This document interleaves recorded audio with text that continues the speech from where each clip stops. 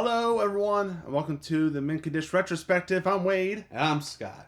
This is actually my first video since getting married, actually. Congratulations once again, by the way. It feels great. Now I have to go through a metal detector with this thing. You gotta go with the silicone, man. I'm telling you, it's stretchy, and if your fingers swell, doesn't get and stuck. somehow, some way, we match shirts. We just decided to wear the tie-dye Calibri shirt. Why not? Luckily, it's different designs, but funny enough. But you know what? It fits the gimmick. Yes. It's music. It's horror. It's fun. Just like the movie we're doing today, Phantom of the Paradise. Yes, from 1974, celebrating its 50th anniversary, I think, back in November. I've owned this movie for a while. I've seen this movie a couple times. You've never seen it. Never seen it. First time seeing it. Heard of it. Always wanted to see it, because like when you see that thing, you have to see it. You want to know what this is all about. Yeah, and I've just never got around to it. Yeah, that's an excuse you'll find in a lot of these retrospectives with me. That of a movie I've never seen before until now is I just didn't see it. I didn't actively avoid it. I didn't hate it. Just never happened. This is by Brian De Palma. Also, my first Brian De Palma film. I've never seen another movie. I'm shocked. Well, technically, I saw Carrie, but that's only because I saw the trailer that tells you everything. You never seen Blowout? Never heard of Blowout. It's got John Travolta. Who's John Travolta? John Travolta. Oh, John Travolta. Now, I know him. I like him. It's pre-Carrie. It's his second major film he's done. He did Sisters, which is so this movie started as like a visual idea for him about how music gets distorted and exploited and stuff like that, and it's perfect in the sense of the movie where you take like Winslow's song, his Cantana, and see, okay, now it's going to go through the Beach Boys filter, and then it's going to be turned into like this Alice Cooper 70s heavy metal rock. It just basically, it's like destroying the music as it gets. Well, I wouldn't say more produced. I wouldn't even distorted. I wouldn't even say the filter. I think it's more just like how also playing into like how the times and what's popular can change too. Because when you start off, it starts with a song by the Juicy Fruits, which, by the way, in an interview with Paul Williams is on this. It's on the Blu-ray. It was supposed to be Sha Na Na. I can see that, but you know what? I'm kind of glad it wasn't, because I don't think they could have done the kind of performance that the guys in this movie did to where it would work the same. I think it would have been a little weird, especially for someone like me who's very familiar with Sha Na Na. Would have been very And I look weird. like Bowser from Sha Na Na.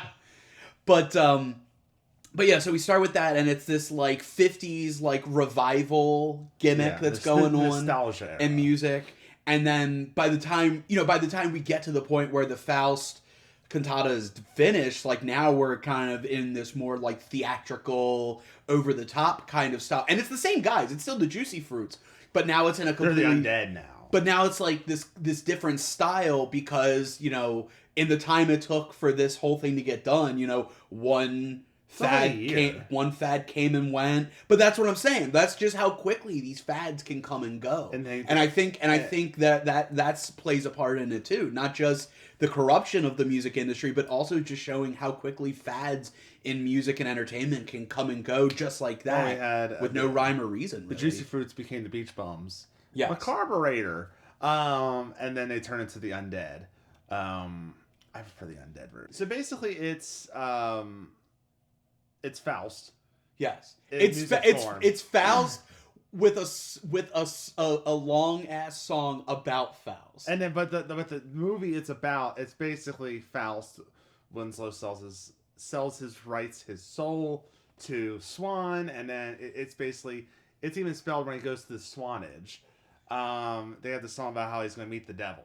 Yes, and I mean the contract is very Faustian. I was like, there's a lot of layers to it. I was like, look at this font. What are we doing here? Yeah. It stars William Finley as Winslow Leach. Great name. Great look. He looks like the long lost Ramon.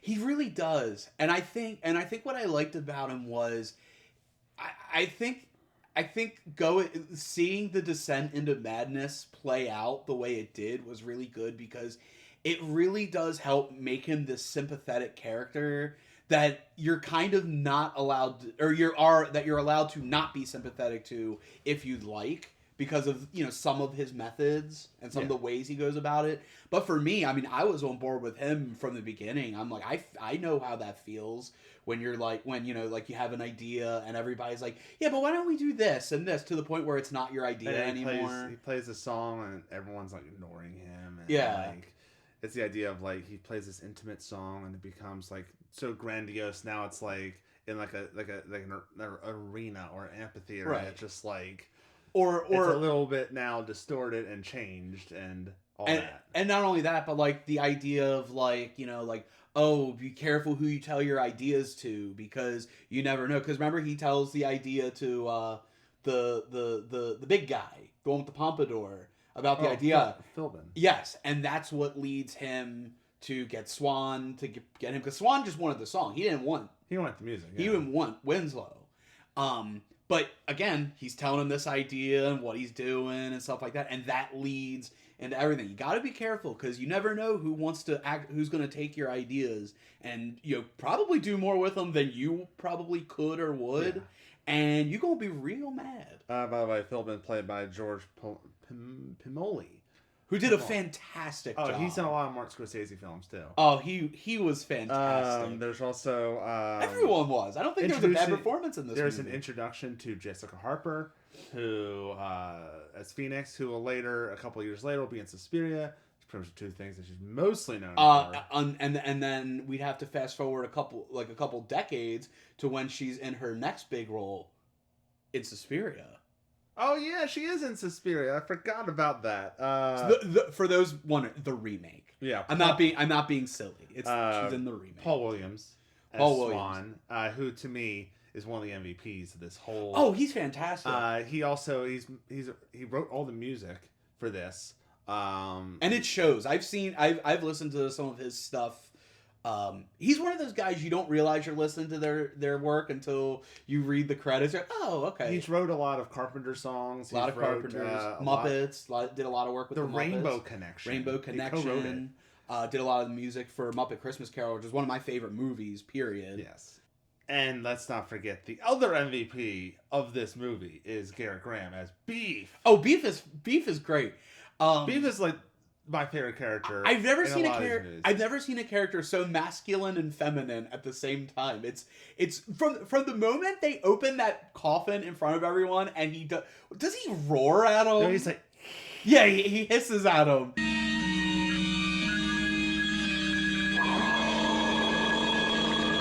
From that moment on, you're like, this is a character I need to focus on. It's probably one of my favorite reveals ever. Of like, I mean, you see him when.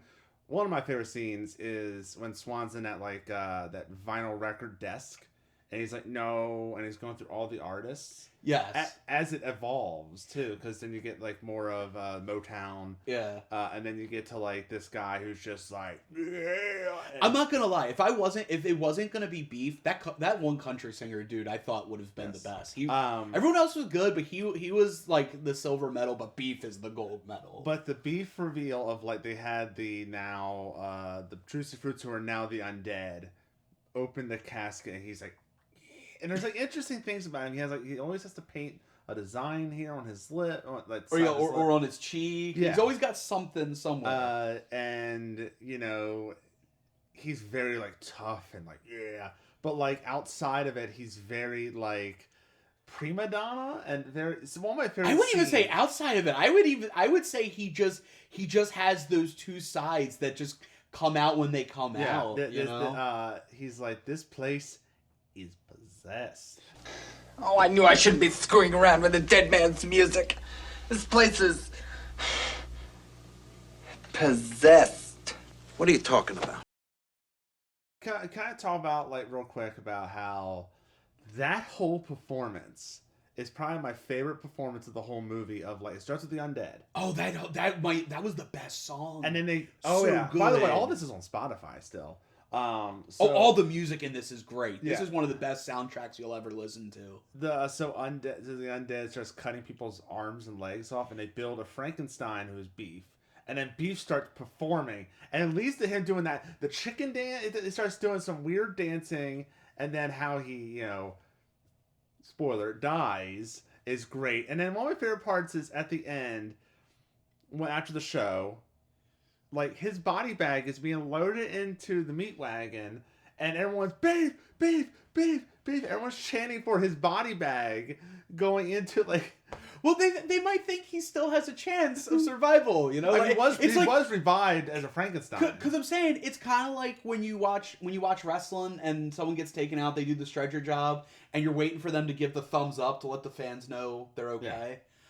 It was kind of like that. My favorite going into that was, so when he dies, you see him get obliterated. Like, there is no humanity left. Get the fire extinguisher. There's no humanity left. And Phoenix has the nerve to be like, is Phoenix dead? Or is Phoenix going to be all right? No, or Phoenix, is Beef dead? Or is he going to be all right? It sounds like Beef is dead. And I'm just like, no, he got obliterated, woman. Also, Jessica Harper, one of my favorite things about Phoenix is she does that dance walk she does. Oh, when she does that dance walk. She did it like when she did her audition, which is a great audition song. And then she does it when she's at the end at the finale night at the Paradise. She's like dancing the whole way to the altar, and you're like, she loves that dance. It was good. I was glad when she did the first time. I'm like, I need more of this. Yeah. But you talk about Phoenix. I like how quickly, and again, I think this is more showing that, that corruption, that dark side of it. Just how quickly she goes from like this nice, sweet woman, you're rooting for her, you're thinking, oh man, her and Winslow, man. Like, even when you get to the end, you're going to have that moment where, she's like, no, I love you, Winslow.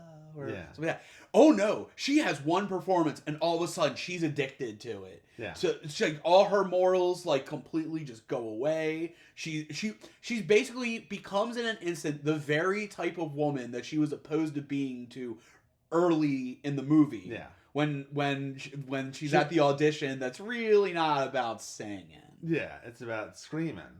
Yeah, if you know what we mean. Yeah, and what's great is that leads to a great scene with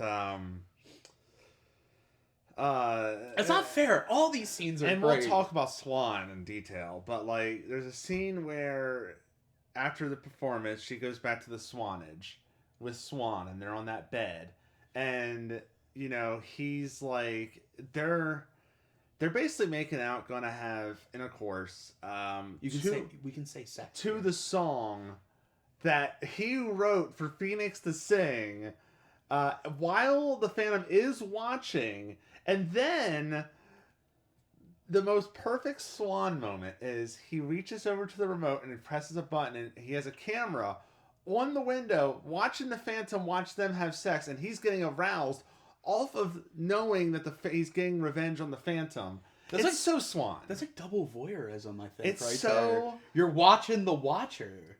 You know what? They kept saying in The Watchmen, who watches The Watchmen? It's Swan. Oh, and then he's like, no, and the Phantom stabs himself and just oozes red paint. As you do for the 70s. And then Swan just stops what he's doing with Phoenix to go outside in the rain to say, no, you can't die because this contract does not terminate until I am terminated. He's contractually obligated not to die. Yeah, no more suicide. No, he says, you don't have the right to rest in peace. Yeah, and I just thought that was messed up. I was just thinking, like, man, that'd be really cool if I was just contractually obligated not to die. That would be awesome. What I love about Swan is he is such a great villain, a great character of this guy with its all power, and he distorts the world to his view. Like, if you notice, like, all the doors, like people that are our height has to duck down because He's so tiny.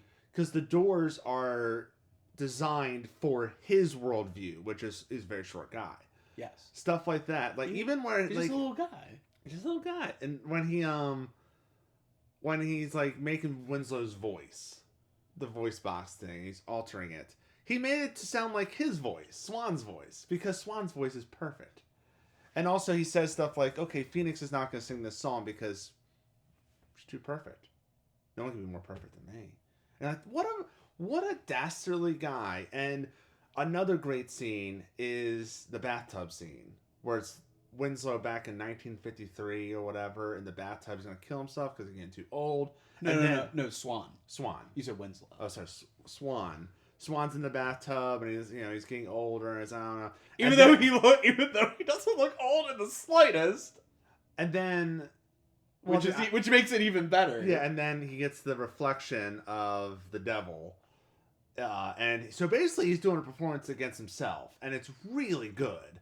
And then it culminates to he's at the altar and he's got that silver mask, and it's so cool. And just little things of when he has Winslow, who says the Phantom, who's much taller than him. Yes.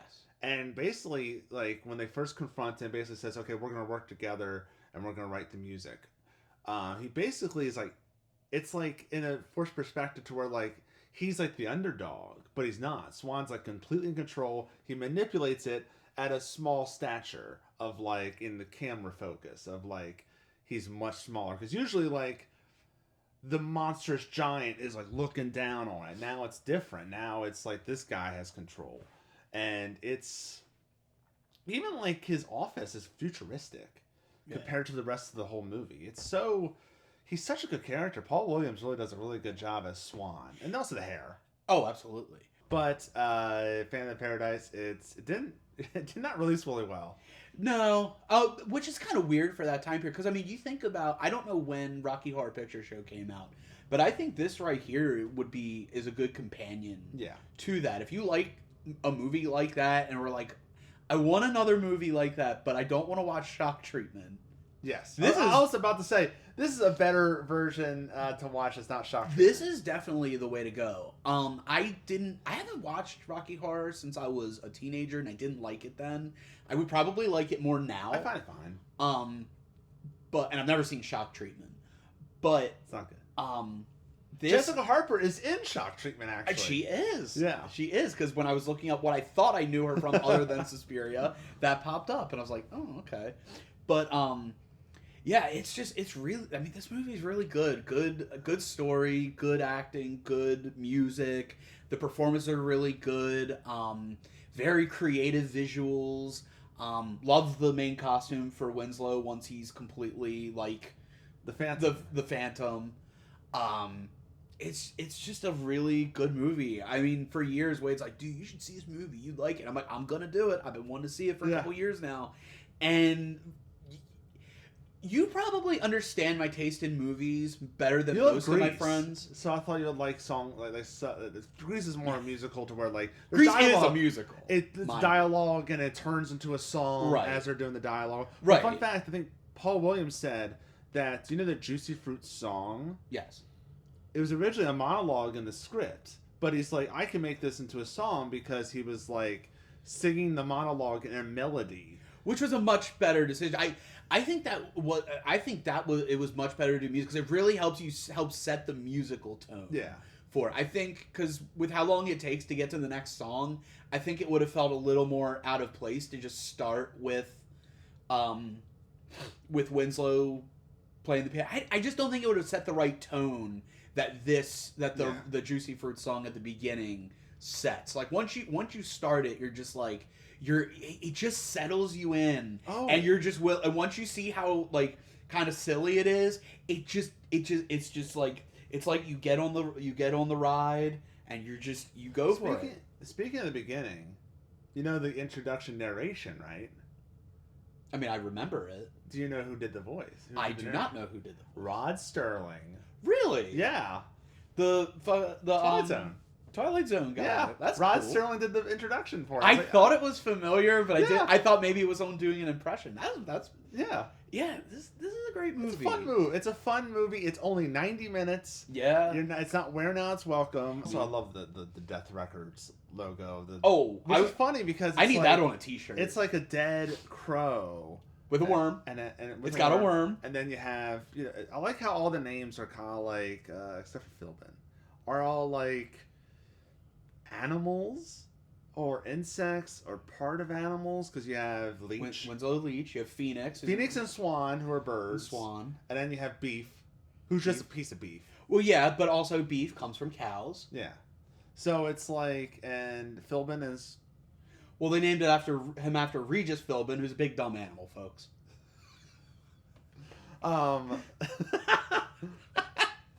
He's out of control. But yeah, I really like Family Paradise. Oh, this was great. This one's definitely one that I'm probably gonna watch at least once every year. Oh, it's so fun. I loved it. It's so fun. It's a good. It's got great music. That I don't think it's too much music. They don't wear you down with the music. Well, that's why I don't consider this a musical, because I feel variety. like there's not as much music, and musicals, the music fits the story. Yeah. This is more, again, just a movie where people just happen to sing songs. So that's our thoughts on Family Paradise. Let us know in the comments section below what you think about the film. Is there any other like music-esque movies that are like Rocky Horror and Family Paradise that we should check out? I know probably down the road, retrospective, we're probably going to do Grease. Oh, we gotta do Grease. We're gonna do Rocky Horror. We're gonna do Shock Treatment. Do we? Yes. I think it's necessary. We'll do a double feature. We'll rank them. A science fiction double feature? We'll just, yeah. Oh, shit. We just do that. We're gonna stop on a high note. So yeah, stay tuned to Condish Productions. Like, subscribe, share. And we will see you later.